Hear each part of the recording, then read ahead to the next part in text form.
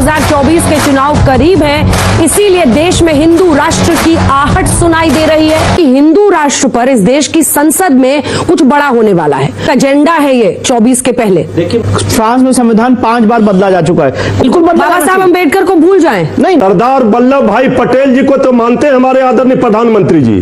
उन्होंने क्या कहा था हिंदू राष्ट्र पर? ये पागलपन है। हिंदू मुस्लिम सिख ईसाई हम सब हैं भाई भाई, इसीलिए हिंदुस्तान हमारा सबसे अच्छा है। निजः परो वेति गणना लघु चेतशाम उदार चरिताम तु वसुधैव कुटुंबकम। सिख का क्या होगा, बौद्ध का क्या होगा, इस्लाम का क्या होगा? हिंदू राष्ट्र था, हिंदू राष्ट्र है, हिंदू राष्ट्र रहेगा, ये एक भाषण है। ना हिंदू बनेगा न मुसलमान बनेगा, इंसान की औलाद है, इंसान बनेगा। मैं जवाब दे दूं? सब लोग सहमत हैं तो बजाइए ताली। और नहीं आप ताली बजवाइए। नमस्कार, आप देख रहे हैं आज तक, आपके साथ मैं हूं अंजना ओम कश्यप। वक्त हल्ला बोल का है और आज ये सवाल कि क्या 2024 के चुनाव करीब हैं, इसीलिए देश में हिंदू राष्ट्र की आहट सुनाई दे रही है। क्या देश के राजनीतिक एजेंडे को एक नैरेटिव के तहत आगे ले जाने के लिए कई सारे किरदार दिख रहे हैं? ये प्रश्न आज करेंगे। बागेश्वर धाम के धीरेन्द्र शास्त्री ने कहा है कि हिंदू राष्ट्र पर इस देश की संसद में कुछ बड़ा होने वाला है। वो कई दिनों का यज्ञ भी कर रहे हैं कि हिंदू राष्ट्र ये बनना चाहिए। इसी के साथ योगी आदित्यनाथ उत्तर प्रदेश के मुख्यमंत्री ये कह रहे हैं कि हिंदू राष्ट्र था, हिंदू राष्ट्र है, हिंदू राष्ट्र रहेगा। इधर नीतीश कुमार से जब आज हिंदू राष्ट्र पर सवाल पूछा गया तो उन्होंने कहा कि ये बिल्कुल बकवास, ऐसा हो सकता है। वहीं असदुद्दीन ओवैसी इस पूरे मुद्दे पर आग बबूला है। हिंदू राष्ट्र का एजेंडा, विष्णु जी आपके साथ शुरू करें। क्या सिर्फ एक चमकाने के लिए एक एजेंडा है ये 24 के पहले? देखिए, मुझे ऐसा लगता है कि हिंदू राष्ट्र का एजेंडा कोई चमकाने की बात नहीं है। ये 100 करोड़ हिंदुओं की दिल में धड़कती हुई बात है और ये एक लीगल बात है। और मैं ये बात आपको पर्सपेक्टिव में रखना चाहता हूं। लीगल है? आर्टिकल 368 भारतीय संविधान का आर्टिकल 368 वो रिपील करने की संविधान को पावर देता है। फ्रांस में संविधान 5 बार बदला जा चुका है। कोई भी संविधान शाश्वत नहीं होता है। अगर आज इस देश की बहुसंख्यक समाज चाहता है कि नया संविधान बने, वो संविधान में जिसमें वफ एक्ट ना हो, वो संविधान जिसमें प्लेसेस ऑफ वर्शिप एक्ट ना हो, तो क्या हमें ये राइट नहीं इस बात की बात करने का? मतलब संविधान ही बदल दे देश का? बिल्कुल बाबा साहब अम्बेडकर को भूल जाएं। नहीं, नया संविधान बदलने की बात नहीं कर सकते हैं। और नया संविधान कैसा हो ये भी तो संवैधानिक बात है। एक हम नया विजन देना चाहते हैं, नई चीजें लाना चाहते हैं। 70 साल हो चुके हैं, देश की आशाओं और आकांक्षाओं को ये संविधान पूर्ति नहीं कर रहा है, तो उसके लिए डिबेट भी ना करें। और अगर ये बात करें तो लोगों को जेल में ठूस दिया जाए। मैं तो खुद केसेस लड़ रहा हूं, जिन लोगों ने हिंदू राष्ट्र की मांग की है, बात कही, उसको हेट स्पीच के दायरे में लाके उनको जेल में ठूस दिया गया। 3-3 महीने 6-6 महीने लोग जेलों में। धीरेन्द्र शास्त्री को देखिए, अब नई कार्रवाई घूम रहे हैं, वो इतने बड़े-बड़े आयोजन कर रहे हैं, कौन जेल में डाल रहा है? मैं वही कह रहा हूं, नई कार्रवाई की गई, ये मेरा लुकआउट नहीं है। पर जहां पे कार्रवाई हुई वहां पे मैंने केसेस लड़े। मृत्युंजय जी देखिए अंजना जी, ये हम लोग कहते हैं सारे जहां से अच्छा हिंदुस्तान हमारा। इसलिए कहा जाता है कि दुनिया में सबसे अच्छा अगर ये कोई देश है तो हिंदुस्तान है। और उस देश के संविधान को, लोकतंत्र को, उसको अगर कोई छेड़छाड़ करके बदलना चाह रहा है तो ये तो दिख ही रहा है। जो आपने कहा कि 2024 को लेकर के ये बात हवा दी जा रही है। हम पूछना चाहते हैं कि जो संविधान को बदलने की बात कर रहे थे हमारे माननीय न्यायालय के अधिवक्ता महोदय, आप बताएंगे, अब कहेंगे कुछ दिन के बाद आपकी सर्वोच्च न्यायालय के ऊपर भी एक न्यायालय बना देना चाहिए। हर चीज को आप बदलना चाहते हैं। सरदार वल्लभ भाई पटेल जी को तो मानते हैं हमारे आदरणीय प्रधानमंत्री जी। उन्होंने क्या कहा था हिंदू राष्ट्र पर? ये पागलपन है। ये क्या बकवास की बातें हो रही है देश में? ये कहां ले जाना चाह रहे हैं देश को? नौजवान के पेट में भूख लगी है, किसान परेशान है, इस पर बात नहीं हो रही है। संविधान बदलने की चिंता हो रही है। नौजवान पूछ रहा है कि 9 सालों में 18 करोड़ हमारा नौकरी कहां है, तो आप कह रहे हैं संविधान बदल देंगे। जिनके पेट में, सीने में आग लगी है, भूख लगी है ना, उनसे जाकर पूछिए। और जिस हिंदू की ठेकेदारी की आप बात कर रहे हैं, ये हिंदुओं को डराने की कोशिश हिंदुस्तान में कोई नहीं कर सकता।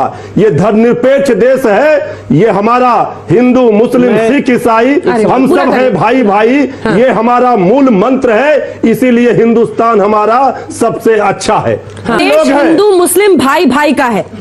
अच्छा, क्या हिंदू- आप ये सेकंड क्यों क्लास समझते सिटीजन हैं? बनाना चाहते आप हैं इस ये देश क्यों में समझ- मुसलमानों आप को? ये क्या क्यों प्रॉब्लम समझते है? हैं कि हिंदू राष्ट्र में मुस्लिम सेकंड ग्रेड सिटीजन होगा? क्या कुछ मैंने नहीं बात कही? तो फिर इसका पर्पस क्या हिंदू है? राष्ट्र का मतलब क्या हो होता है जाएगा? आध्यात्मिक अच्छा ठीक है, राष्ट्र। क्या बदल जाएगा? मैं बता रहा हूं, मैं क्या बता रहा बदल हूं। जाएगा? क्या हो जाएगा? मैं हिंदुओं बता को रहा क्या हूं। फायदा हो मुझे जाएगा? मौका दीजिए, मैं बता रहा हूं। ये बदल जाएगा कि जो वफ के नाम पे इस देश में लूट मची हुई है वो बदल जाएगा। ये बदल जाएगा कि कर्नाटका में एक बाबा और हजारों ऐसे मंदिर जो अक्वायर हो गए हैं, जो अपनी चप्पलें घिस रहे हैं कोर्ट में, क्या हमारे मंदिर ना अक्वायर करिए, धर्म के हिसाब से देश चले, वो बदल जाएगा। आप ये मुझे बताइए, वो हिंदू राष्ट्र बनने से बदलेगा? बिल्कुल। वो तो अभी देखिए, केस लड़े, अभी देखिए, कोर्ट में करें, सरकारें नहीं, उस पर एक्शन देखिए, लें। मैं बता रहा हूं, हिंदू राष्ट्र का मतलब होता है आध्यात्मिक राष्ट्र, justice to all, appeasement to none. Ram Rajya की कल्पना है हिंदू राष्ट्र की। हिंदू राष्ट्र का मतलब ये नहीं होता, मैं फिर से बहुत जिम्मेदारी से कहना चाहता हूं कि यहां पे हम किसी के खिलाफ कोई बात कर रहे हैं या किसी को सेकंड ग्रेड सिटीजन बनाने की बात कर रहे हैं, पर धर्म के हिसाब से देश चले, मैं उस चीज की बात कर रहा हूं। एक कमेंट ले रहे हैं अंजना जी, दिक्कत इन लोगों की यह है कि महोपनिषद में एक बहुत सुंदर श्लोक है जो सब लोग गाते गुनगुनाते हैं, अयम निजः परो वेति गणना लघु चेतशाम उदार चरिताम तु वसुधैव कुटुंबकम। मतलब जो ये कहता है ये मेरा है, ये तुम्हारा है, वो क्षुद्र बुद्धि वाले, संकुचित मन वाले लोग कहते हैं उदार चरित में पूरी सृष्टि और पूरा धरती हमारा परिवार है। विवेकानंद जब 11 सितंबर 1893 को शिकागो की पहली धर्म संसद में बोल रहे हैं तो कितने गर्व से कहते हैं कि मुझे गर्व है कि मैं उस धर्म से आया हूं, मैं उस हिंदू धर्म से आया हूं जिसने संसार को सार्वभौमिकता और सहिष्णुता का पाठ पढ़ाया और दुनिया के तमाम हिस्सों से जो सताए हुए लोग जिस भी धर्म के थे उसको हमने स्वीकार किया और वो हमारी संस्कृति में रच बस गए। इनकी दिक्कत क्या है कि एसआर बोम्मई का जो फैसला है 1994 का सुप्रीम कोर्ट का अधिवक्ता महोदय है, उन्होंने स्पष्ट कहा है कि सेक्युलरिज्म इस देश की संविधान की मूल भावना है, इससे कोई छेड़छाड़ नहीं हो सकता। ये जो हिंदू हिंदू का झुनझुना चुनाव आते आते बजाते, कभी योगी जी बजाते हैं, कभी कोई भी इनका नेता बजाता रहता है, वास्तविकता यह है कि विकास की दरों में जो गिरावट इनकी होती है, जो चुनाव में वादा करके जाते वो जब पूरा नहीं कर पाते हैं तो इंटू मिंटू चिंटू जैसे संत खड़े होते, झुनझुना हिंदू हिंदू का बजा देते। इस देश में कभी एक अजीब स्थिति है, कुछ लोगों से डराते हैं आप कि हिंदू बहुत खतरे में है। कुछ लोगों को आप बताइए कि बाबा साहब अंबेडकर जिन्होंने 15 अक्टूबर 1956 को कहा I born as a Hindu but I will not die as a Hindu, आप बताइए उस बौद्ध धर्म के प्रति आपकी क्या चिंता है? बताइए सिखिज्म के प्रति क्या चिंता है? बताइए जो इस देश में नास्तिक है, जो किसी धर्म को नहीं मानता, उदार है सबके प्रति, उसके प्रति भारतीय जनता पार्टी के मुख्यमंत्री योगी आदित्यनाथ क्या कहना चाहेंगे? रागी साहब जवाब दीजिए उनकी बातों का। देखिए, हिंदू का मतलब है, जिन्होंने कहा सिख का क्या होगा, बौद्ध का क्या होगा, इस्लाम का क्या होगा, हिंदू समाज और हिंदू दर्शन में सबको ही समाहित है। जो सबको ले चले वही हिंदू है। लेकिन दुर्भाग्य है कि एक धर्म ये कहता है कि जो ईमान वाला है वो तो ठीक है, जो ईमान वाला नहीं है वो काफिर है और वो हत्या के लायक है।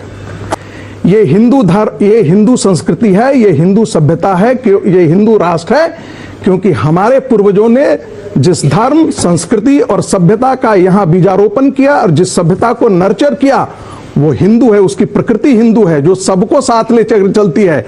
लेकिन इसका पाला एक ऐसे धर्म से पड़ा है जो दूसरे धर्मों को काफिर मानता है, जो दूसरे धर्मों को इसीलिए इलाका बन जाता है। और नीतीश कुमार लेकिन जो उनका सवाल था, हिंदू राष्ट्र बन जाने से क्या पेट की भूख मिट जाएगी? दूसरी बात, क्या नौकरी लग जाएगी बच्चों को?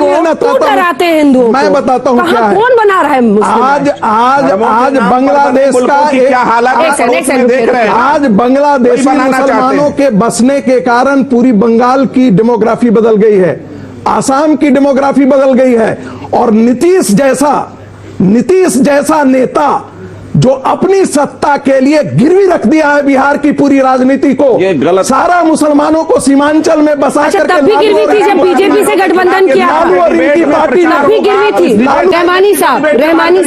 रहमानी साहब सवाल यह है कि जब योगी आदित्यनाथ कहते हैं कि हिंदू राष्ट्र था, है और रहेगा, तो वो एक मानस, एक चेतना की बात कर रहे हैं। अगर था पहले से तो नहीं है ना डिक्लेयर्ड, वो कह रही कि ये सिर्फ एक सोच है। तो फिर दूसरे समुदाय से भी वैसी टाइप लोगों को डराना नहीं चाहिए सबको कि ये हिंदू राष्ट्र बन जाएगा। मुसलमानों को डराने की भी एक पूरी दुकान चलती है इस देश में।